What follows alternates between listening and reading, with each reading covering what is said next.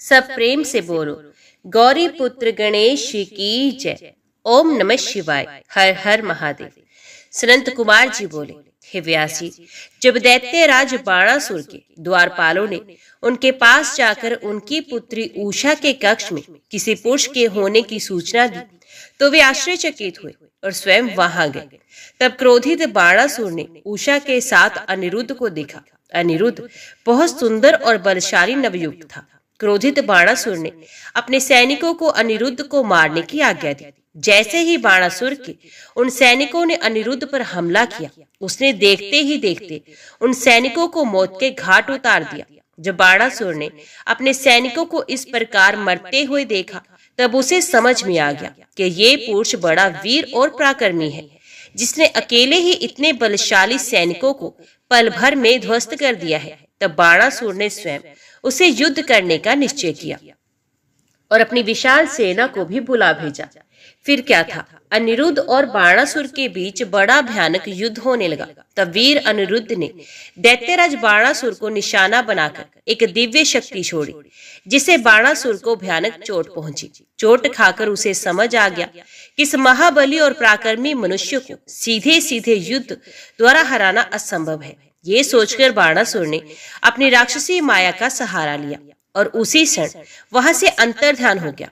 एकदम अचानक से जब दैत्यराज सामने से गायब हो गया, तब अनिरुद्ध को बहुत आश्चर्य हुआ।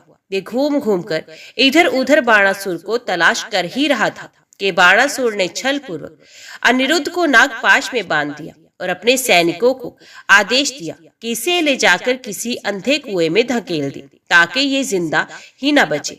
अपने स्वामी दैत्यराज बाणासुर का आदेश सुनकर कुंभांड बोला, हे दैत्येंद्र, युद्ध और पराक्रम में तो ये भगवान विष्णु के समान है और साहस में शशि मौली के समान है। इस प्रकार से नागपाश में बंद कर भी ये डर नहीं रहा है और पुरुषार्थ की बातें कर रहा है।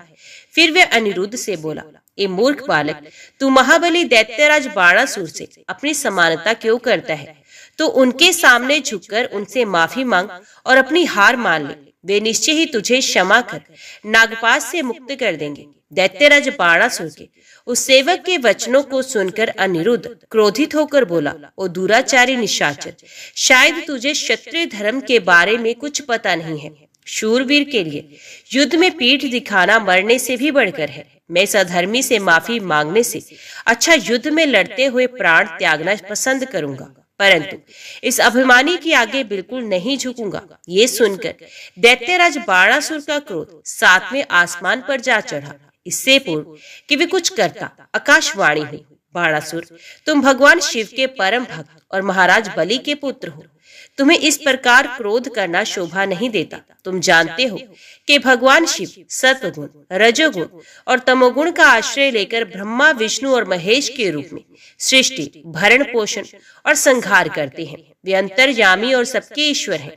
भगवान अनेक लीलाओं के रचयिता हैं और गर्व को चूर कर देते हैं। वे तुम्हारे गर्व को भी चकनाचूर कर देंगे। आकाशवाणी सुनकर बाणासुर ने अनिरुद्ध का वध करने का विचार छोड़ दिया और अनिरुद्ध को जेल में छोड़कर चला गया। नागपाश में बंधे हुए अनिरुद्ध को बड़ा कष्ट हो रहा था। उसने दोनों हाथ जोड़कर कल्याण स्वरूपा माँ जगदम्बा देवी दुर्गा का स्मरण कर उनकी आराधना आरंभ कर दी। अनिरुद्ध बोला, हे माता, आप अपने शरणागतों की रक्षा करने वाली तथा उन्हें यश प्रदान करने वाली हैं। देवी, मैं नागपाश में बंधा हूँ और नागों के जहर की ज्वाला मुझे जला रही है। हे माता, मेरी रक्षा कीजिए। अनिरुद्ध की इस प्रकार अनुरोध भरी विनम्र प्रार्थना सुनकर देवी कालिका वहां प्रकट हो गई और उन्होंने अपने जोरदार मुक्कों के प्रहार से पल भर में ही उसे नागपाश से मुक्त कर दिया तथा अंतर्ध्यान हो गई। नागपाश से मुक्त होते ही अनिरुद्ध को अपनी प्रिय उषा की याद सताने लगी और वे पुनः देवी उषा के पास चला गया। उषा अनिरुद्ध को देखकर बहुत प्रसन्न हुई और उसके गले लगी। तब वे दोनों सुखपूर्वक विहार करने लगे। महर्षि व्यास जी बोले, हे मुनिश्रेष्ठ अनंत कुमार जी, जब कुष्मांड नामक दैत्य की पुत्री और उषा की सखी चित्रलेखा ने श्री कृष्ण की नगरी द्वारका जाकर वहां से सोते हुए उनके पोते अनिरुद्ध का अपहरण कर लिया, तब श्री कृष्ण ने क्या किया, इससे आगे की कथा से मुझे अवगत कराइए। महर्षि व्यास की इस विनम्र आग्रह को सुनकर ब्रह्मा पुत्र सनंत कुमार जी बोले, हे व्यास जी, जब चित्रलेखा रात्रि के समय सोते हुए कुमार अनिरुद्ध को उठाकर ले गई और वहां सुबह द्वारका में जब अनिरुद्ध अपने कक्ष में दिखाई नहीं दिए तो उनकी तलाश आरंभ की गई, परंतु वे जब द्वारका में थे नहीं तो मिलते कहां से। जब अनिरुद्ध की माता आदि अन्य स्त्रियों को ये पता चला कि कुमार अनिरुद्ध अपने महल से गायब है तो वहां रोना पिटना शुरू हो गया। सभी स्त्रियां रो रो कर श्री कृष्ण से अनिरुद्ध को ढूंढकर लाने की प्रार्थना कर रही थी। श्री कृष्ण भी बड़े परेशान थे कि आखिर अनिरुद्ध महल से गायब कहाँ हो गया। तभी वहां भगवान श्री कृष्ण के राजमहल में देवऋषि नारद का आगमन हुआ। नारद ने भगवान श्री कृष्ण को चिंतित देखा तो अपनी आदत के अनुसार सारी बातें उन्हें बता दी। सब कुछ जानकर भगवान श्री कृष्ण ने अपनी अक्षौहिणी सेना के साथ दैत्यराज बाणासुर की राजधानी शोणितपुरी पर चढ़ाई कर दी। प्रद्युम्न, युयुधान, साम, सारण, नंद, उपनंद, बलभद्र और कृष्ण के सभी अनुवर्ती इस युद्ध में उनके साथ थे। जब इस प्रकार भक्त वत्सल भगवान शिव ने अपने परम भक्त बाणासुर पर संकट को आते देखा तो वे स्वयं श्री कृष्ण से युद्ध करने के लिए आगे आ गए, क्योंकि शिव जी सदा ही अपने भक्तों के अधीन रहते हैं। तब भगवान शिव और श्री कृष्ण की सेना में बड़ा भयानक युद्ध आरंभ हो गया। दोनों सेनाएं एक दूसरे पर विविध दिव्यास्त्रों का प्रयोग कर रही थी। दोनों में से कोई भी सेना हार मानने को तैयार नहीं थी। तब भगवान श्री कृष्ण स्वयं देवादिदेव भगवान शिव के पास गए और हाथ जोड़कर उन्हें प्रणाम कर उनकी स्तुति करने लगे। श्री कृष्ण बोले, हे देवादिदेव, हे भक्त वत्सल, हे करुणानिधान भगवान शिव, आप सब प्रकार के गुणों से प्रकाशित हैं और अपने दुखों में डूबे हुए भक्तों को दुखों के सागर से उबारते हैं। भगवान, आज आप क्यों इस संसार की माया में लिप्त हो रहे हैं? प्रभु, ये तो आपके आदेश के अनुसार ही हो रहा है। पूर्व में आपने ही गर्व से भरे दैत्यराज बाणासुर को शाप दिया था कि उसकी 1000 भुजाओं का नाश शीघ्र ही होगा। इस समय मैं तो आपके उसी शाप को फलीभूत करने के लिए ही आया हूँ, इसलिए आप अपनी आज्ञा प्रदान करें और शाप को पूरा होना दें। श्री कृष्ण के इस प्रकार के वचन सुनकर देवादिदेव भगवान शिव बोले, तात, आप सही कह रहे हैं, परंतु आप तो जानते ही हैं कि मैं सदा अपने ही भक्तों के वश में रहता हूँ, इसलिए अपने भक्त बाणासुर की रक्षा करने के लिए ही मैं आपसे युद्ध करने को उद्यत हुआ हूँ। आपको भी अपना कार्य पूर्ण करना है और शाप को भी पूरा करना है, इसलिए दैत्यराज बाणासुर से युद्ध करने से पहले आप मुझे जृंभस्त्रान नामक शस्त्र द्वारा जिम्भ्रण कर दीजिए, फिर अपने कार्य को पूरा कीजिएगा। भगवान शिव की आज्ञा का पालन करते हुए भगवान श्री कृष्ण ने तुरंत जृंभस्त्र नामक अस्त्र छोड़ा, जिसके फलस्वरूप भगवान शिव जिम्भत हो गए और मोहित होकर युद्ध को भूल गए। तब भगवान श्री कृष्ण खड्ग, गदा और रिष्ट आदि अस्त्रों से दैत्यराज बाणासुर की विशाल सेना का संहार करने लगे। व्यास जी ने सनंत कुमार जी से पूछा, हे ब्रह्मपुत्र सनंत कुमार, जब भगवान शिव को श्री कृष्ण ने जृंभणास्त्र से मोहित कर दिया तब वहां उस युद्ध में क्या हुआ? सनंत कुमार जी ने कहा, व्यास जी, जब युद्ध भूमि में श्री कृष्ण ने जृंभणास्त्र का प्रयोग किया तो देवादिदेव भगवान शिव अपने शिव गणों सहित मोहित हो गए और संग्राम भूमि में ही सो गए। तब दैत्यराज बाणासुर अपने रथ पर बैठकर श्री कृष्ण से युद्ध करने के लिए आया। बाणासुर के रथ के घोड़ों की लगाम उसके सेनापति कुष्मांड के हाथ में थी। अनेकों प्रकार के आयुधों से सुसज्जित होकर बाणासुर भीषण युद्ध करने लगा। दोनों पक्षों में काफी समय तक युद्ध चलता रहा। श्री कृष्ण जी ने भगवान शिव का स्मरण करके हाथों में शारंग धनुष उठा लिया और बाणासुर पर बाणों की वर्षा करने लगे, परंतु बाणासुर भी वीर और पराक्रमी था। उन बाणों को अपने पास आने से पहले ही काट डालता था। बाणासुर की वीरता से सारी कृष्ण सेना भयभीत होने लगी। उसके दैत्य भी बड़ी बहादुरी से लड़ रहे थे। बाणासुर ने देखते ही देखते संपूर्ण यादव वंश को मूर्छित कर दिया। ये देखकर श्री कृष्ण अत्यंत क्रोधित हो गए। श्री कृष्ण ने गर्जन करते हुए अनेक प्रचंड बाणों को चलाकर उसके रथ और धनुष को तोड़ दिया। तब बाणासुर गदा लेकर कृष्ण की ओर दौड़ा। फिर दोनों में गदा युद्ध होने लगा। बाणासुर ने श्री कृष्ण पर गदा का भीषण प्रहार किया, जिससे वे एक पल के लिए धरती पर गिर पड़े। परंतु अगले ही क्षण उठकर पूरे वेग के साथ दैत्येंद्र से युद्ध करने लगे। उन दोनों के बीच इसी प्रकार भीषण युद्ध चलता रहा। तब एक दिन भगवान श्री कृष्ण बहुत क्रोधित हुए और उन्होंने मन में भगवान शिव का स्मरण करके हाथों में परम दिव्य सुदर्शन चक्र उठा लिया और दैत्यराज बाणासुर की भुजाएं लकड़ी की तरह काट डाली। अब बाणासुर की केवल 4 भुजाएं ही शेष थी। तब क्रोधित श्री कृष्ण ने सुदर्शन चक्र द्वारा ही बाणासुर का सर काटना चाहा। उसी समय भगवान शिव मोहनिद्रा से जाग गए और बोले, हे देवकी नंदन, आप तो सदा ही मेरी आज्ञा का पालन करते हैं। मैंने आपको बाणासुर की भुजाओं को काटने की ही आज्ञा दी थी। ये मैंने अपने इस भक्त के गर्व को तोड़ने के लिए किया था। अपने भक्तों की सदा रक्षा करना मेरा धर्म है। इसलिए आप बाणासुर के वध की इच्छा त्याग दीजिए और अपनी शत्रुता को भूल जाइए। बाणासुर की पुत्री उषा और आपके पुत्र अनिरुद्ध एक दूसरे के होकर जीना चाहते हैं। इसलिए उन दोनों को विवाह के पवित्र बंधन में बांधकर आप अपने साथ द्वारका ले जाइए। ये कहकर भगवान शिव ने बाणासुर और श्री कृष्ण में मित्रता करा दी और स्वयं वहां से अंतर्ध्यान होकर शिवलोक को चले गए। तब बाणासुर श्री कृष्ण को आदर सहित अपने महल में ले गया और वहां उनका बहुत आदर सत्कार किया। तत्पश्चात शुभ मुहूर्त में अपनी पुत्री उषा और श्री कृष्ण के पुत्र अनिरुद्ध का विवाह संपन्न करा के उन्हें अनेक बहुमूल्य रत्नों और हीरो जवाहरातों के साथ विदा किया।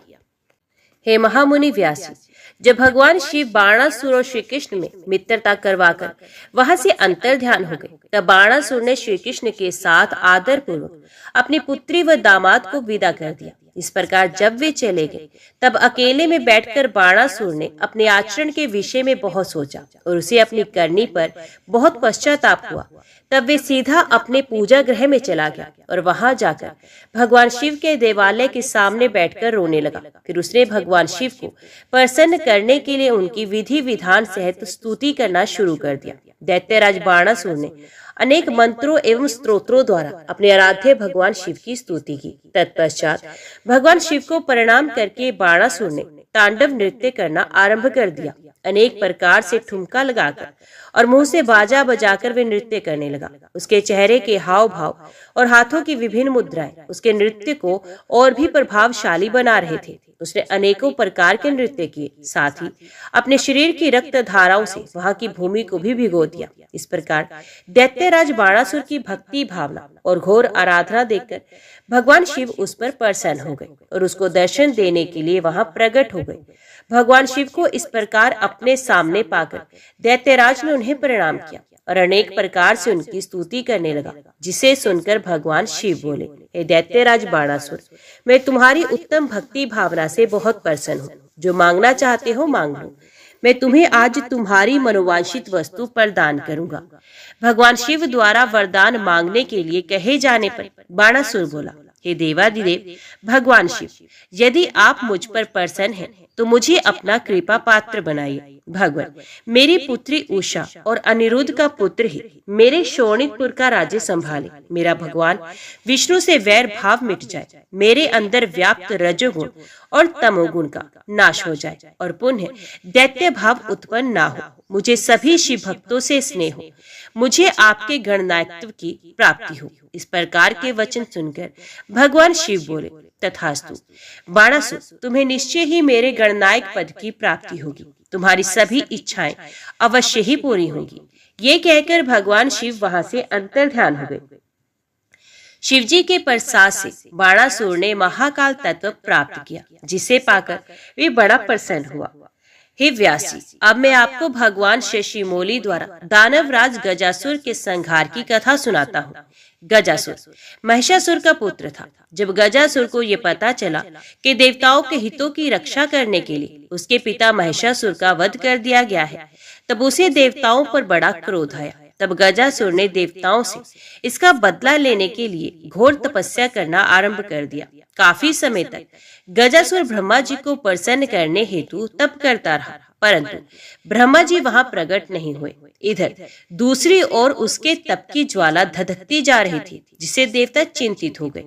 गजासुर की तपस्या से दग्ध होकर सभी देवता ब्रह्मा जी की शरण में गए और उन्हें गजासुर की तप की अग्नि से जलने की बात बताई। तब ब्रह्मा जी गजासुर को वरदान देने के लिए गए। गजासुर ने ब्रह्मा जी की स्तुति की, उनसे महाबली और अजय होने का वरदान प्राप्त किया। तत्पश्चात ब्रह्मा जी उसे वर देकर वहां से अंतर्ध्यान हो गए। ब्रह्मा जी से अपना मनचाहा वरदान पाकर गजासुर प्रसन्नता पूर्वक अपने स्थान को आ गया। वरदान पाकर वे गर्वित महसूस कर रहा था। उसने चारों दिशाओं में अपने राज्य का विस्तार करना आरंभ कर दिया। उसने तीनों लोकों सहित देवता, असुरों, मनुष्यों और इंद्रादि तथा सब गंधर्वों को जीतकर उनके तेज का हरण कर लिया। उसने सभी को बहुत परेशान किया। पृथ्वी पर रहने वाले सभी ऋषि मुनियों, तपस्वियों, साधु संतों और ब्राह्मणों को गजासुर दुख देने लगा तथा उनके कार्यों में बाधा डालने लगा।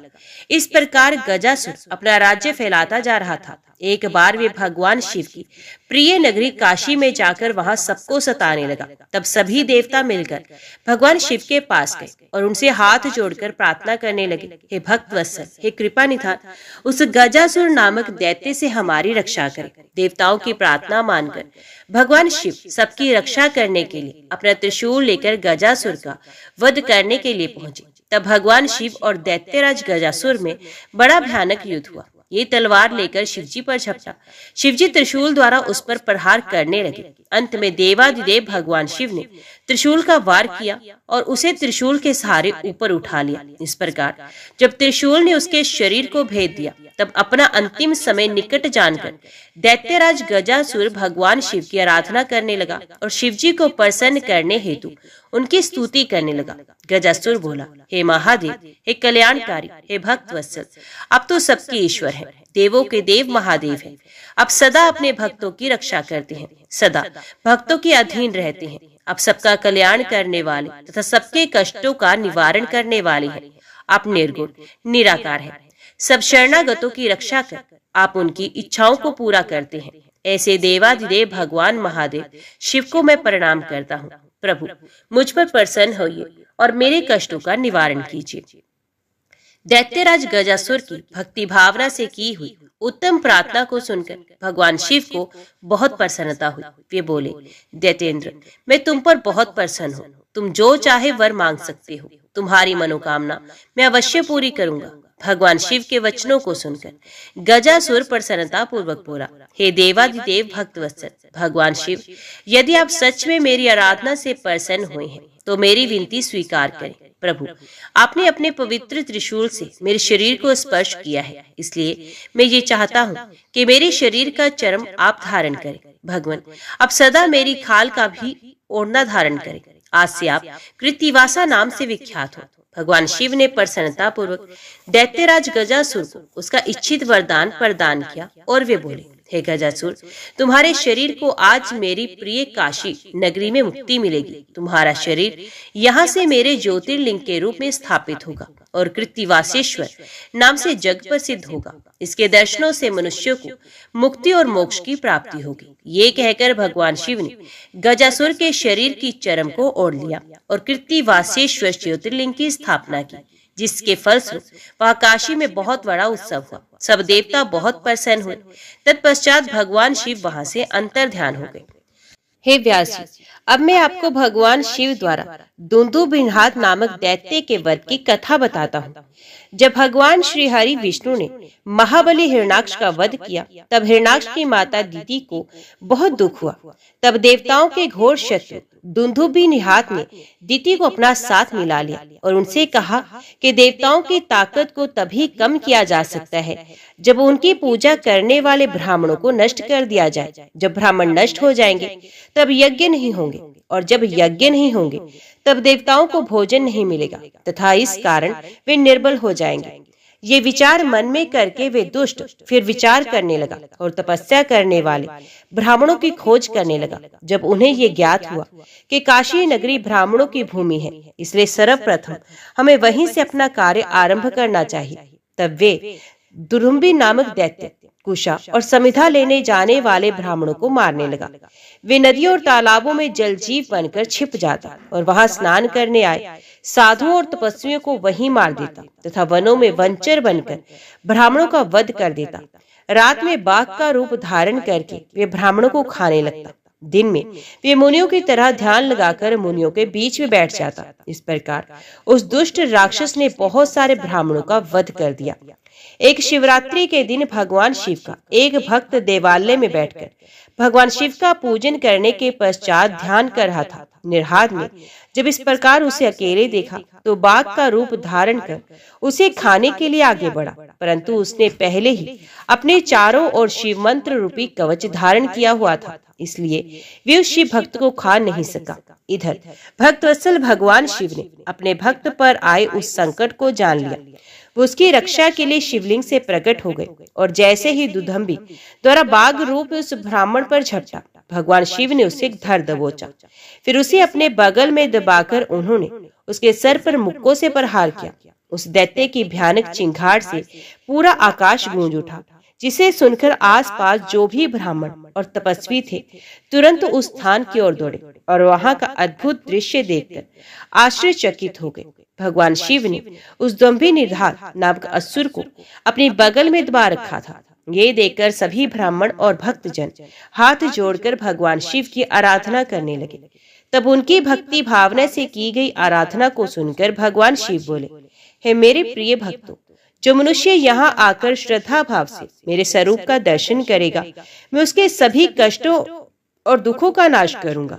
मेरे इस लिंग का स्मरण करने के पश्चात आरंभ किए गए हर कार्य में मनुष्य को सफलता मिलेगी।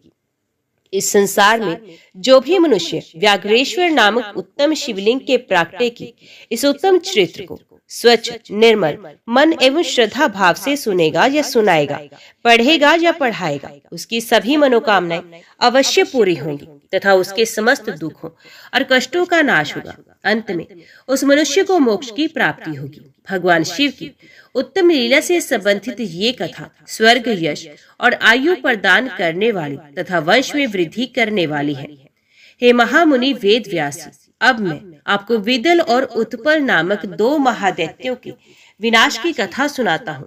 विदल और उत्पल दैत्यों ने ब्रह्मा जी की कठोर तपस्या करके उनसे किसी भी पुरुष के हाथों से ना मरने का वरदान प्राप्त किया था।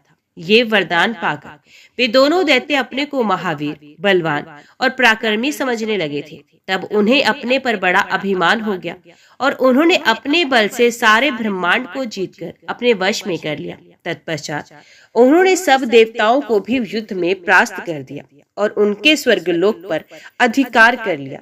सब देवताओं ने ब्रह्मा जी को अपनी व्यथा सुनाई। तब ब्रह्मा जी ने उन्हें आश्वासन दिया और समझाया कि आप देवी पार्वती सहित भगवान शिव की आराधना करें, वे ही आपके दुखों को दूर कर सकते हैं। आप सब उन्हीं की शरण में जाएं। भगवान भक्त वत्सल हैं, वे निश्चय ही आपका कल्याण करेंगे। तब ब्रह्मा जी की आज्ञा मानकर देवता शिव शिवा की जय जयकार करते हुए अपने अपने धाम को चले गए। एक दिन की बात है, देवऋषि नारद भगवान शिव की इच्छा से प्रेरित होकर विदल और उत्पल नामक दैत्यों के पास गए और वहां उन्होंने उन महादैत्यों से देवी पार्वती के रूप सौंदर्य की बहुत प्रशंसा की। उनके रूप की प्रशंसा सुनकर दैत्य काम से पीड़ित हो गए। उन्होंने अपने मन में देवी पार्वती का हरण करने के बारे में सोचा। इस बुरी भावना को मन में लिए वे दैत्य पार्वती जी को देखने के लिए चल दिए। एक बार जब देवी पार्वती अपनी सहेलियों के साथ गेंद से खेल रही थी, तब आकाश मार्ग से जाते समय उन दुराचारी दैत्यों की दृष्टि देवी पार्वती पर पड़ी। वे वहां दैत्य शिवगणों का रूप धारण करके उनके निकट पहुंचे। उनकी आंखों की चंचलता को देखकर भगवान शिव ने उन्हें तुरंत पहचान लिया। उन्होंने अलौकिक रीति से देवी पार्वती को भी इस बात का ज्ञान करा दिया कि वे शिवगण नहीं, राक्षस हैं।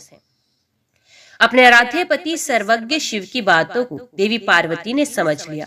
महादैत्य को उनकी करनी का फल चखाने के लिए देवी पार्वती ने सखियों के साथ खेलते खेलते इस प्रकार से गेंद घुमाकर मारी कि उसकी चोट से चक्कर खाकर विदल और उत्पल नामक दैत्य धरती पर इस प्रकार गिर पड़े जैसे तेज वायु के झोंके से पके हुए फल टपक कर धरती पर गिर जाते हैं। जिस प्रकार वज्र के प्रहार से बड़े बड़े शिखर पल में ढह जाते हैं, गिरते ही उनके प्राण पखेर उड़ गए। इस प्रकार उत्पल और विदल नामक महादैत्यों का वध करने के पश्चात वे गेंद ज्योतिर्लिंग के रूप में परिणित हो गया। दुष्टों का नाश करने वाला वे लिंग कंदुकेश्वर नाम से विख्यात हुआ। ये लिंग ज्येष्ठवर के निकट स्थित है। काशी में स्थित कंदुकेश्वर ज्योतिर्लिंग दुष्टों का नाश करने वाला तथा भोग और मोक्ष प्रदान करने वाला है तथा मनुष्यों की सारी मनोकामनाओं को पूरा करता है। इस अनुभव कथा को सुनने अथवा पढ़ने से भय और दुख दूर हो जाते हैं तथा सुखों की प्राप्ति होती है और अंत में दिव्य गति की प्राप्ति होती है। ब्रह्मा जी बोले, हे मुनीश्वर, मैंने आपको समस्त मनोरथों को पूरा करने वाले रुद्र संहिता के युद्ध खंड को सुनाया है। ये शिव जी को प्रिय है और भक्ति और मुक्ति प्रदान करने वाला है। शौनक जी बोले, हे सूत जी, जो परमानंद है, जिनकी लीलाएं अनंत हैं और जो सर्वेश्वर अर्थात सबके ईश्वर हैं, जो देवी गौरी के प्रियतम तथा कार्तिकेय व विघ्न विनाशक गणेश जी के जन्मदाता है, उन आदि देव भगवान शिव की हमें वंदना करनी चाहिए। हे सूत जी, आप मुझे भगवान शिव के उन अवतारों के बारे में बताइए जिनमें सज्जनों का कल्याण शिव जी द्वारा किया गया हो। सूत जी बोले, हे शौनक जी, यही बात पूर्व में सनंत कुमार जी ने परम शिव भक्त नंदीश्वर से पूछी थी। तब नंदीश्वर ने भगवान शिव के चरणों का स्मरण करते हुए कहा, मुने, भगवान शिव तो सर्वव्यापक है और उनके असंख्य अवतार हैं। श्वेत लोहित नामक 19वें कल्प में शिव जी का सद्योजात नामक अवतार हुआ है। यह शिव जी का प्रथम अवतार कहा जाता है। उस कल्प में परब्रह्म का ध्यान करते हुए ब्रह्मा जी की शिखा से श्वेत लोहित कुमार उत्पन्न हुए। तब सद्योजात को शिव अवतार जानकर ब्रह्मा जी प्रसन्नता पूर्वक उनका बार बार चिंतन करने लगे। ब्रह्मा जी के चिंतन से परब्रह्म स्वरूपी 4 यशस्वी ज्ञान संपन्न कुमार उत्पन्न हुए। उनके नाम सुनंद, नंदन, विश्वनंदन और उपनंदन थे। तब सद्योजात भगवान शिव ने ब्रह्मा जी को परम ज्ञान प्रदान किया तथा इस सृष्टि को उत्पन्न करने की शक्ति उन्हें प्रदान की। तत्पश्चात रक्त नामक 20वां कल्प आया। इसमें ब्रह्मा जी का शरीर रक्त वर्ण का हो गया। इस प्रकार ध्यान करते हुए उनके मन में अचानक पुत्र प्राप्ति का विचार आया। उसी समय उन्हें एक पुत्र प्राप्त हुआ। उसने लाल रंग के कपड़े पहन रखे थे तथा उसके सभी आभूषण और आंखें भी लाल हुई थी। तब उस पुत्र को भगवान शिव का दिया हुआ प्रसाद जानकर ब्रह्मा जी बहुत प्रसन्न हुए। उन्होंने भगवान शिव की स्तुति करना आरंभ कर दिया। उस लाल वस्त्रधारी के विरज विवाह विशाख और विश्वनाभ नाम के 4 पुत्र हुए। तत्पश्चात वामदेव भगवान शिव ने ब्रह्मा जी को सृष्टि की रचना करने की आज्ञा प्रदान की। इसके बाद 21वां कल्प आया, जिसमें ब्रह्मा जी ने पीले वस्त्र धारण किए। पुत्र कामना का ध्यान करते हुए ब्रह्मा जी को एक महान तेजस्वी दीर्घ भुजाओं वाला पुत्र प्राप्त हुआ। उस पुत्र को ब्रह्मा जी ने अपनी बुद्धि से तत्पुरुष शिव समझा। तब उन्होंने गायत्री का जाप आरंभ किया। देवी गायत्री एवं शिव कृपा से उस पीत वस्त्रधारी दिव्य कुमार ने अनेकों पुत्र उत्पन्न किए। इसके पश्चात शिव नामक कल्प आया। इसे ब्रह्मा जी को हजारों वर्षों बाद एक दिव्य कुमार की प्राप्ति हुई। वे बालक काले रंग का था। उसने काले कपड़े, काली पगड़ी और सभी वस्तुएं काले रंग की ही धारण कर रखी थी। तब इस अघोर तथा घोर पराक्रमी कृष्ण एवं अद्भुत देवेश को देखकर ब्रह्मा जी ने प्रणाम किया। फिर ब्रह्मा जी उनकी स्तुति करने लगे। उस कृष्ण वर्णिक कुमार ने कृष्ण से और कृष्ण कंठधारी नामक 4 पुत्र उत्पन्न हुए। ये सभी तेजस्वी और शिव स्वरूप ही थे। इन्होंने ही ब्रह्मा जी द्वारा रची जा रही सृष्टि का विस्तार करने के लिए घोर नामक योग का प्रचार किया। तत्पश्चात परम अद्भुत विश्वरूप नामक कल्प हुआ, जिसमें ब्रह्मा जी पुत्र की कामना से ध्यान मगन थे। तभी उनके चिंतन से सिंहनाद करने वाली विश्ववत सरस्वती प्रकट हुई। साथ ही परमेश्वर के 5वें अवतार भगवान ईशान भी प्रकट हुए, जिनका रंग स्फटिक के समान उज्जवल था और उन्होंने अनेक प्रकार के सुंदर रत्न आभूषण धारण किए थे। तब उन ईशान के जटी, मुंडी, शिखंडी और अर्धमुंड नामक 4 पुत्र हुए। इन बालकों ने भी योग का मार्ग अपना लिया। इस प्रकार मैंने जगत की हित कामना से भगवान शिव के सद्योजात नामक अवतार एवं शिव जी के ईशान, पुरुष, घोर, वामदेव और ब्रह्म नामक 5 मूर्तियों के बारे में बताया। जो मनुष्य श्रद्धा भाव से भगवान शिव के इस अवतार को सुनता या पढ़ता है, जिस संसार में सुख भोग कर परम गति को प्राप्त होता है। हे महामुने, अभी मैंने आपको भगवान शिव के श्रेष्ठ अवतारों के बारे में बताया, जो सुखदाता और परम कल्याणकारी है। अब मैं आपको देवाधिदेव महादेव जी की 8 मूर्तियों के विषय में बताता हूँ। मुने, इस विषय में भगवान शिव की प्रसिद्ध 8 मूर्तियां हैं। शरभ, भव, रुद्र, उग्र, भीम, पशुपति, ईशान और महादेव। ये 8 मूर्तियां सूत्र में मणियों की तरह पिरोई गई हैं। भगवान शिव की ये अष्टमूर्तियां पृथ्वी, जल, अग्नि, वायु, आकाश, क्षेत्रज्ञ, सूर्य और चंद्रमा में अधिष्ठित हैं। शास्त्रों के अनुसार भगवान शिव का विशंभर रूप इस चराचर जगत को धारण करने वाला है। उन्हीं का भव रूप सलीलात्मक एवं समस्त जगत को जीवन प्रदान करने वाला है और संसार का पालन करता है एवं उसे चलाता है। यही तीसरी मूर्ति उग्र रूप है। महादेव जी के काष्ठात्मक रूप को भीम कहते हैं, जिससे राज समुदाय का भेदन होता है। भक्तवत्सल भगवान शिव का पशुपति रूप आत्माओं का अधिष्ठान करने वाला, संपूर्ण क्षेत्र में निवास करने वाला, यही पशु एवं जीवों के पाश को काटने वाला है। महादेव जी के इस संसार को प्रकाशित करने वाला सूर्य रूप ईशान है और यही आकाश में फैला है।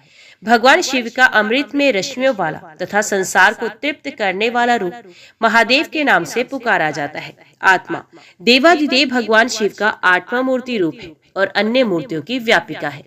भगवान शिव की इस अष्टमूर्ति स्वरूप के कारण ही पूरा संसार शिव में है। जिस प्रकार पौधे को पानी से सींचने से शाखाएं एवं फूल पुष्पित होती हैं, उसी प्रकार ईश्वर रूप से ये विश्व परिपुष्ट होता है। जिस प्रकार पिता पुत्र को देखकर हर्षित होता है, उसी प्रकार इस जगत के पिता भगवान शिव भी अपने भक्तों को हर्षित और प्रसन्न देखकर संतुष्ट होते हैं और उन्हें आनंद की प्राप्ति होती है। इसलिए हमें सदैव भक्ति भाव से उनकी प्रसन्नता हेतु कार्य करना चाहिए। जब ब्रह्मा जी द्वारा रची हुई सृष्टि का विस्तार नहीं हुआ, तब वे बड़े चिंतित होकर विस्तार के उपायों के विषय में सोचने लगे। ब्रह्मा जी ने विचार किया कि यदि कोई इस संबंध में मेरी मदद कर सकता है तो वे सिर्फ भगवान शिव हैं। तब अपने आराध्य देव भगवान शिव को प्रसन्न करने हेतु उन्होंने शिव शिवा के संयुक्त रूप की आराधना करना आरंभ कर दिया। उनकी स्तुति से प्रसन्न होकर भगवान शिव उनके सामने प्रकट हुए और बोले, हे ब्राह्मण, कहो क्या चाहते हो? अपने मनोरथ के विषय में बताओ ताकि मैं उसे करने में तुम्हारी मदद कर सकूं। पूरा भगवान शिव के इस प्रकार के वचन सुनकर ब्रह्मा जी ने अपने दोनों हाथ जोड़कर भगवान शिव की स्तुति की और बोले, हे देवाधिदेव महादेव शिव शंकर, आप तो अपने भक्तों के रक्षक हैं। आप अपने समस्त दुखों को दूर करके उनको अभीष्ट फल प्रदान करते हैं। भगवान, आपकी आज्ञा के अनुसार मैंने सृष्टि की रचना की है, परंतु भगवान, मेरे द्वारा रची गई सृष्टि का विस्तार नहीं हो रहा है। यदि ये कार्य इसी तरह होता रहा तो कभी भी सृष्टि में वृद्धि नहीं हो पाएगी। तब ब्रह्मा जी के इन वचनों को सुनकर भगवान शिव बोले, हे ब्राह्मण, मैं जानता हूँ कि तुमने अपनी सृष्टि में प्रजा की वृद्धि के लिए मेरी पूजा आराधना की है। ये कहकर शिव जी ने अपने शरीर से देवी शिवा को अलग कर दिया। देवी शिवा को वहां देखकर ब्रह्मा जी देवी शिवा की स्तुति करने लगे और कहने लगे, देवी, आपके पति भगवान शिव की ही कृपा से इस सृष्टि का सृजन हुआ है। भगवान शिव बोले, हे ब्रह्मा जी, मैंने आपके मनोरथ को पूर्ण करने के लिए ही देवी शिवा को प्रकट किया है। इस सृष्टि का विस्तार तभी संभव है जब मैथुन इस सृष्टि की उत्पत्ति हो, इसलिए तुम इस कार्य की पूर्ति करो। ये सुनकर ब्रह्मा जी भगवान शिव और शिवा दोनों की प्रसन्नता हेतु कार्य करने लगे। ब्रह्मा जी बोले, हे देवी, सृष्टि के आरंभ में आपके पति देवाधिदेव भगवान शिव ने ही मेरी रचना की थी और मुझे सृष्टि रचने की आज्ञा दी थी, जिसके फलस्वरूप मैंने अनेक पुरुषों की रचना की, परंतु इतना करने पर भी उनकी वृद्धि संभव नहीं हो सकी। इसलिए माता, मैं अपनी प्रजा की वृद्धि हेतु आपकी शरण में आया हूँ। प्रजा वृद्धि तभी संभव है जब सृष्टि का निर्माण कार्य अर्थात वृद्धि स्त्री पुरुष के समागम से हो, परंतु अभी तक मैं नारी को प्रकट नहीं कर पाया हूँ। हे शिवे, आप मुझे नारी की सृष्टि करने की शक्ति प्रदान करें। हे सर्वेश्वरी, हे जगत जननी, मेरे कार्य की सिद्धि हेतु आप मेरे पुत्र दक्ष की पुत्री के रूप में जन्म लें। ब्रह्मा जी की प्रार्थना को मानते हुए देवी जगदम्बा ने दक्ष की पुत्री होना स्वीकार किया। ये कहकर देवी शिवा ने भगवान शिव के शरीर में प्रवेश कर लिया। तत्पश्चात शिव शिवा वहां से अंतर ध्यान हो गए। तभी से शिव शिवा का अर्धनारीश्वर रूप विख्यात हुआ और इस संसार में स्त्री जाति की रचना संभव हो पाई। यह अर्धनारीश्वर स्वरूप वर्णन अत्यंत आनंददायक एवं मंगलकारी है। हे सर्वज्ञ सनंत कुमार जी, एक बार ब्रह्मा जी से भगवान शिव बोले, ब्राह्मण, 7वें मनवंतर में वराह कल्प होगा। इसमें कल्पेश्वर भगवान प्रकट होंगे, जो तीनों लोगों को अपने दिव्य प्रकाश से आलोकित करेंगे और तुम वैवस्वत मनु के परपौत्र बनोगे। उस मनवंतर में 4 युग होंगे। द्वापर युग के अंत में मैं ब्राह्मणों की रक्षा करने और उनका हित करने हेतु अवतार धारण करूंगा। द्वापर युग में व्यास जी प्रभु का रूप धारण करेंगे। कलयुग के अंत में मैं देवी शिवा सहित श्वेत नामक ब्राह्मण मुनि के रूप में प्रकट होऊंगा। हिमालय पर्वत पर मेरे श्वेत, श्वेतशील, श्वेताश्व और श्वेत लोहित नामक 4 शिष्य होंगे। मेरे ये शिष्य अविनाशी तत्व को जानकर जन्म मृत्यु के बंधनों से मुक्त हो जाएंगे। हिमालय के उच्च शिखर पर जब मैं अवतार लूंगा, उस समय ब्रह्मा जी मेरे शिष्य बनकर मुझसे अव्यय तत्वों की शिक्षा लेंगे और मेरे परम भक्त बनकर मेरी आराधना करेंगे। द्वापर में प्रजापति सत्य तो कलयुग में सुतारी नाम से मुझे प्रसिद्धि मिलेगी। उस युग में दुदुम्भी, शत्रुप, त्रिशिक और केतु आदि वेदों के ज्ञाता मेरे प्रिय शिष्य होंगे। मेरे ये शिष्य ध्यान और योग के माध्यम से शिवलोक को प्राप्त करेंगे। द्वापर के तीसरे चरण में व्यास भार्गव के रूप में अवतरित होंगे और शिवलोक के पास दमन नामक से प्रसिद्ध होंगे। मेरे विशोकादि नामक 4 पुत्र व्यास जी के शिष्य होंगे, जिन्हें मैं दृढ़ निर्वृत्ति का उपदेश दूंगा। तत्पश्चात चौथे द्वापर में अंगिराज व्यास होंगे और मैं सुहोत्र नाम से प्रकट होऊंगा। मेरे 4 पुत्र होंगे और वे चारों महात्मा बन जाएंगे। मेरे ये चारों पुत्र सुमुख, दुर्मुख, दुर्दुप और दुर्ति क्रम नाम से विख्यात होंगे। 5वें द्वापर में व्यास जी सविता नाम से प्रसिद्ध होंगे और मैं कंक नामक योगी व महान तपस्वी होऊंगा। तब मैं व्यास जी की सहायता करूंगा और उन्हें अर्थ मुक्ति के मार्ग का आश्रय दूंगा। 9वां द्वापर आने पर व्यास जी शाश्वत होंगे। तब मैं स्वयं ऋषभ नामक अवतार धारण करूंगा। पराशर, गर्ग, भार्गव तथा गिरीश मेरे शिष्य होंगे। ये चारों श्रेष्ठ योगी होंगे और सदा योग के मार्ग का ही अनुसरण करेंगे। अपने ऋषभ अवतार में मैं भद्रायु नाम के एक राजकुमार को जीवन दान दूंगा, जो कि विष द्वारा मर जाएगा। जब वे राजकुमार भद्रायु 16 वर्ष का होगा, उस समय मेरे अंश ऋषभ ऋषि उसके घर जाएंगे। जब वे राजकुमार श्रद्धा और भक्ति भावना से उनका पूजन करेगा, तब वे मुनि उसे राजधर्म का उपदेश देंगे। उसकी पूजा अर्चना से प्रसन्न होकर वे मुनि भद्रायु को दिव्य कवच, शंख तथा शत्रुओं का विनाश करने वाला खड्ग प्रदान करेंगे। यही नहीं, वे उसके शरीर पर अद्भुत भस्म लगाकर उसे 12,000 हाथियों का बल भी प्रदान करेंगे। इस प्रकार भद्रायु के अनेक को वरदान और दिव्य वस्तुएं प्रदान करने के पश्चात वे वहां से चले जाएंगे। तब भद्रायु रिपुगणों को युद्ध में हराकर कीर्ति मालिनी नामक परम सुंदरी कन्या में से विवाह करके धर्म पूर्वक राज्य करेगा। वही ऋषभ नामक 9वां अवतार है। ऋषभ चरित्र परम पावन, महान तथा स्वर्ग, यश और आयु प्रदान करने वाला है। शिवजी बोले, ब्राह्मण 10वें द्वापर में त्रिधामा नामक व्यास मुनि होंगे, जो हिमालय के उच्च शिखर पर भृंगु नामक स्थान पर रहेंगे। उस अवतार में भी मेरे भृगु, बलबंधु, नरामित्र और केतु श्रृंग नामक 4 तपस्वी होंगे। 11वां द्वापर आने पर त्रिवित्त नामक व्यास होंगे और मैं कलिंग में गंगा के द्वापर में तप नाम से प्रकट होऊंगा और लंबोदर, लंबादा, केशलम पुत्र और प्रलंबक नामक मेरे 4 पुत्र होंगे। ये चारों दृढ़वर्ती होंगे। तत्पश्चात 12वां द्वापर आएगा। इसमें शतेजा मुनि व्यास होंगे और अत्रि नामक अवतार धारण करूंगा। उस समय सर्वज्ञ, संबुद्धि, साध्य और सर्वनाम के मेरे 4 पुत्र होंगे। ये महायोगी होंगे और निर्वृत्ति के मार्ग का अनुसरण करेंगे। 13वें द्वापर में व्यास धर्म स्वरूप नारायण होंगे और मैं गंधमादन पर्वत पर बालखिल्याश्रम में जन्म लेकर महामुनि बलि के नाम से जाना जाऊंगा। तब सुधामा, कश्यप, वशिष्ठ और विरजा मेरे पुत्र होंगे। वही 14वें द्वापर युग में व्यास जी दक्ष बनकर मैं गौतम के रूप में अवतरित होऊंगा। तब अत्रि, वशद, श्रवण और श्रीकृष्ण मेरे पुत्र के रूप में जन्म लेंगे। 15वां द्वापर आने पर मैं हिमालय के वेदशीर्ष नामक पर्वत पर सरस्वती नदी के उत्तरी तट पर वेदशिरा का रूप धारण करूंगा। वेदशिरा के अवतार में कुणी, कुणी बाहु, कुश शरीर और कुनेत्रक नाम से मेरे 4 वीर पराक्रमी पुत्र उत्पन्न होंगे। उस समय व्यास त्रणी नामक अवतार में होंगे। 16वां द्वापर युग आने पर व्यास जी देव नाम धारण करेंगे और मैं गोकर्ण नामक वन में गोकर्ण बनकर जन्म लूंगा तथा काश्यप, उष्णा, च्यवन और बृहस्पति मेरे 4 पुत्र होंगे। 17वें द्वापर युग में व्यास देव कृंतज्ञ होंगे। मैं गुहवासी नाम से अवतार लूंगा और उत्थय, वामदेव, महायोगा और महाबल मेरे पुत्र होंगे। 18वां द्वापर आने पर मैं शिखंडी पर्वत पर जहाँ शिखंडी वन है, वहाँ शिखंडी नाम से अवतरित होऊंगा और ऋतिंजय व्यास से होंगे। उस समय रवाश्रवा, रुचि, शावास्य और यतीश्वर मेरे पुत्र तपस्वी होंगे। 19वें द्वापर युग में महामुनि भारद्वाज व्यास होंगे और मैं माली नाम से हिमालय के शिखर पर जन्म लूंगा। तब मेरी लंबी लंबी जटाएं होंगी। हिरण्यनामा, कौशल्य, लोकाक्षी और प्रधिनी जो कि गंभीर स्वभावी है, मेरे पुत्रों के रूप में जन्म लेंगे। 20वां द्वापर आने पर व्यास जी गौतम और मैं अट्टाहस नाम से अवतार धारण करूंगा। सुमंत वरवरी, विद्वान कबंध और कुणी बंधर मेरे योग संपन्न पुत्र होंगे।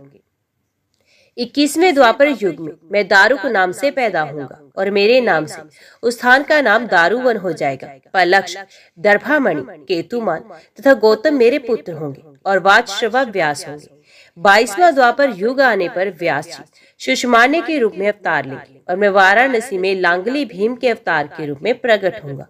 उस समय मुझ हलाई उद्धारी शिव का दर्शन सभी देवता करेंगे तथा भल्लरी, मधु, पिंक और श्वेत केतु मेरे पुत्र होंगे तथा वे धार्मिक रुचि रखने वाले होंगे।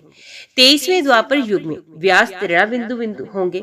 तब मैं कलिंजर नामक पर्वत पर श्वेत नाम से उत्पन्न होगा। उशिक, भैद्रथ, देवल और कवि नाम के 4 तपस्वी पुत्र होंगे। 24वें द्वापर में यक्ष व्यास होंगे। तब मैं शूली नामक महायोगी के रूप में जन्म लूंगा।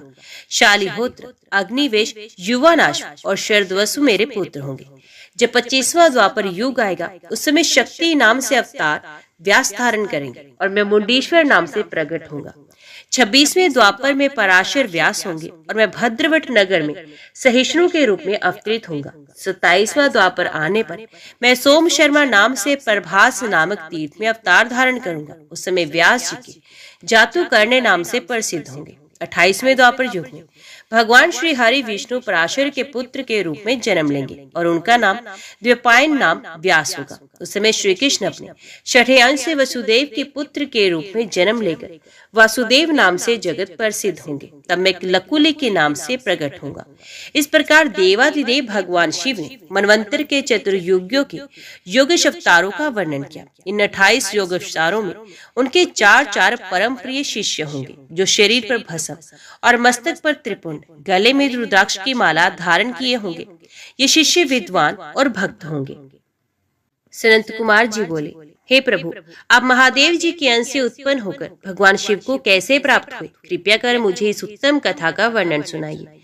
नंदीश्वर बोले, हे ब्रह्मपुत्र सनत कुमार जी, शिलाद नामक एक धर्मात्मा मुनि थे। एक बार जलपुत्र की कामना से शिलादी ऋषि इंद्र की तपस्या और उनका ध्यान करने लगे। तब देवराज इंद्र ने प्रकट होकर उनसे कहा कि मैं आपकी इच्छा को पूरा करने में असमर्थ हूँ, अतः आप परम पिता परमेश्वर भक्त वत्सल भगवान शिव की स्तुति करो, यही आपकी इच्छा पूरी करने में सक्षम है। ये सुनकर शिलाद प्रसन्न होकर पूर्ण भक्ति भावना और श्रद्धा पूर्वक देवादिदेव भगवान शिव की तपस्या करने लगा। शिलाद की कठोर तपस्या से प्रसन्न होकर भगवान शिव ने उसे साक्षात दर्शन दिए और बोले, हे शिलाद, ब्रह्मा जी, श्री हरि विष्णु सहित सभी देवताओं और ऋषि मुनियों ने मेरे अवतार धारण करने के लिए मेरी तपस्या की और मुझे सभी इसी पूरे संसार का पिता मानते हैं। फिर भी मैं आपको अपना पिता बनने का वरदान देता हूँ। मैं आपको अयोनिज पुत्र बनकर जन्म लूंगा और मेरा नाम नंदी होगा। ये कहकर भगवान शिव वहां से अंतर्ध्यान हो गए।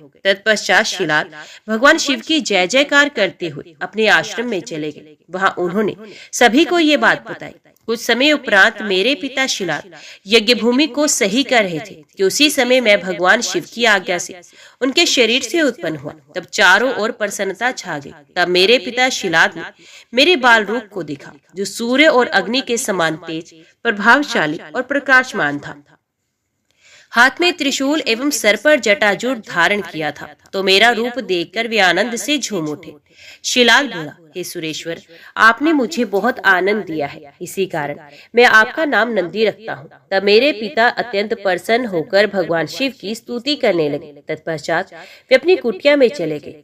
उस कुटिया में जाकर मैंने अपने इस रूप का त्याग कर दिया और साधारण बालक की भांति रहने लगा। तब मेरे पिता शिलाद ने मेरे नामकरण आदि संस्कार पूरे किए। 5 वर्ष का होने पर मुझे संपूर्ण वेदों का अध्ययन कराया गया। जब मैं 7 वर्ष का हुआ तो देवादिदेव भगवान शिव की आज्ञा से मित्र और वरुण नामक मुनि मुझे देखने मेरे आश्रम में आए। मेरे पिता शिलाद ने उन दोनों को उत्तम आसन पर बैठाया और उनकी बहुत आवभक्त की। तब वे दोनों मुझे बार बार निहारने लगे और कुछ देर पश्चात वे मेरे पिता से बोले, हे तात, तुम्हारा ये पुत्र इतनी छोटी आयु में ही सब शास्त्रों का ज्ञाता हो गया है, लेकिन इसकी आयु तो बहुत कम है। इसके जीवन का तो मात्र 1 वर्ष शेष रह गया है। तब उन दोनों की बातें सुनकर मेरे पिता शिलाद अत्यंत दुख से भर गए और रोने लगे। अपने पिता को इस प्रकार दुखी देखकर नंदीश्वर ने उनसे प्रश्न किया। वे पूछने लगे, पिताजी, आप किस कारण इतना दुखी हो रहे हैं? तब पिता शिलाद ने मुझे मेरी अल्पवायु के बारे में बताया। तब मैं बोला, हे पिताजी, आप इस प्रकार दुखी ना हो। मुझे देवता, दानव, यक्ष, गंधर्व, काल, यमराज या कोई भी मनुष्य नहीं मार सकता। मेरी अल्प आयु में मृत्यु नहीं होगी। मेरे इस प्रकार के वचनों को सुनकर मेरे पिता शिलाद ने पूछा कि पुत्र, तुमने ऐसा कौन सा तप किया है या तुम्हें ऐसी कौन सी शक्ति प्राप्त हो गई है जो तुम ऐसा कह रहे हो? तब मैंने कहा, हे पिताजी, मैं भगवान शिव की आराधना और उनकी स्तुति से ही मृत्यु को दूर भगा दूंगा। आप चिंता न करें। ये कहकर नंदी ने पिता शिलाद को प्रणाम किया और स्वयं वन की ओर चल दिया। हे महामुनि, मैंने वन में जाकर घोर तपस्या करना शुरू कर दिया। मैं स्वच्छ मन और श्रद्धा भाव से भगवान शिव के 3 नेत्र, 10 भुजा तथा 5 मुख वाले रूप का ध्यान करते हुए मंत्र का जाप करने लगा। मेरी दुष्कर तपस्या से अभिभूत होकर भगवान शिव बहुत प्रसन्न हुए। तब भगवान शिव ने देवी पार्वती से मुझे दर्शन दिए। भगवान शिव बोले, हे शिलाद पुत्र नंदी, मैं तुम्हारी इस तपस्या से बहुत प्रसन्न हुआ हूँ। तुम जो चाहो मांगो, मैं तुम्हारी इच्छा अवश्य पूरी करूंगा। देवाधिदेव भगवान शिव के ये उत्तम वचन सुनकर मैं उनके चरणों में गिर पड़ा और पुनः उनकी स्तुति करने लगा। तब भगवान शिव ने अपने हाथों से मुझे ऊपर उठाया और बोले, हे वत्स नंदी, मेरे होते भला तुम्हें कैसा मृत्यु कब है? तुम अजर अमर हो और सदा मेरे गणनायक बनकर रहोगे। मेरा प्रेम तुम पर सदा बना रहेगा और तुम मृत्यु को कभी प्राप्त नहीं होगे। तुम्हारे घर पधारे वे दोनों मुनि मैंने ही भेजे थे, अतः अब तुम अपने शोक और चिंताओं को त्याग दो। ये कहकर भगवान शिव ने कमल के फूलों की माला अपने गले में से उतारकर मेरे गले में डाल दी। माला मेरे गले में पड़ते ही मेरे 3 नेत्र और 10 भुजाएं हो गई। तत्पश्चात भगवान शिव मुझसे बोले कि तुम और क्या चाहते हो? मैंने कहा, प्रभु, मैं आपकी सवारी बनना चाहता हूँ। अब तब महादेव शिव जी ने अपनी जटाओं से हार के समान निर्मल जल मुझ पर छिड़कर कहा, नंदी हो जाओ। तब उन परमेश्वर शिव की जटा से जटोरक, त्रिस्तोता, वृषभध्वनि, सपनिधिका और जम्बू नदियां बह निकली। ये 5 नदियां पंचत नाम से जप्तेश्वर नामक स्थान के पास बह रही हैं। जो मनुष्य इस पंचरथ नामक नदियों पर जाकर प्रसन्न मन से भगवान शिव की उपासना करता है, उसे परम मोक्ष की प्राप्ति होती है। उसकी सभी कामनाएं भगवान शिव अवश्य पूरी करते हैं। भगवान शिव ने देवी पार्वती से कहा कि हे देवी, मैं नंदी को अपने गणों का अधिपति बनाना चाहता हूँ। शिव जी के वचन सुनकर देवी पार्वती बोली, प्रभु, मैं नंदी को अपना पुत्र मानती हूँ। तब भगवान शिव ने अपने सभी गणों को बुलाकर उनसे कहा कि मैंने नंदी को आप सब गणों का अधिपति बनाया है। भगवान शिव का ये कथन सुनकर सभी गणों को प्रसन्नता पूर्वक उन्हें अपना स्वामी बना लिया। फिर सब देवताओं और मुनियों ने नंदी का अभिषेक किया। तत्पश्चात नंदी का विवाह मरुतों की सुंदर दिव्य कन्या सुयशा से संपन्न हुआ। नंदी ने सप्तनिक परमेश्वर शिव को नमस्कार किया। महादेव जी ने नंदी को ऐश्वर्य संपन्न, महायोगी, महान धनुर्धारी, अजय और महाबली होने का आशीर्वाद प्रदान किया। देवी पार्वती ने प्रसन्नता पूर्वक नंदी से मनोवांछित फल मांगने के लिए कहा। नंदी बोला कि हे माता, मेरी सदैव आपके चरणों में भक्ति बनी रहे। ये सुनकर देवी पार्वती ने उसकी इच्छा पूर्ण कर दी। तत्पश्चात सब देवताओं ने भी हर्षित मन से मुझे अनेक वरदान प्रदान किए। तब भगवान शिव से आज्ञा लेकर सब उनका गुणगान करते हुए अपने स्थान को चले गए। महामुने, नंदीश्वर के अवतार का वर्णन शिव भक्ति को बढ़ाने वाला और आनंददायक है। इसे पढ़ने अथवा सुनने से सभी सुखों की प्राप्ति होती है। ओम नमः शिवाय। हर हर महादेव।